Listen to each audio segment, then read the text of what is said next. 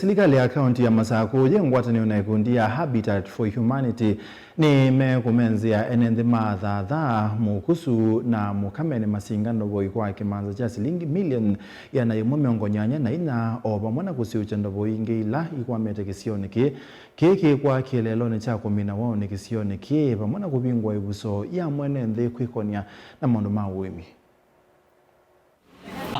Kama mmesema Dwiki on behalf of this staff ambao tumetumwa na serikali na hii serikali tumeishikilia kabisa na waziri ambao tuko na. Why we chose Masinga is because of what we saw. The need here was quite great.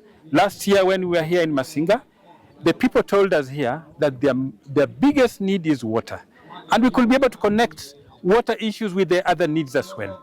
You could see that actually they're not able to access food because rain is very unreliable. So that's why we're bringing in the initiative of drip irrigation, smart agriculture, that then can be able to enable them to get food. Bees, for example, which can survive in this environment, can be able to give them revenue. Goats are surviving in this environment. So all we just need is to think about the kind of breeds that we're bringing here. But the basic and the bottom of this is water. That's why we have been putting a lot of money towards water. This project is about 184 million Kenya shillings, but you realize that the biggest bulk of it, actually more than 30%, is actually going towards water. We are talking about attending to 5 boreholes. There are going to be 3 new boreholes that we are going to drill. They will be reticulated to an elevated steel tank, so that you can be able to ensure that it goes many kilometers away. So we are thinking about 16-kilometer radius and going to water points where people can be able to fetch that water.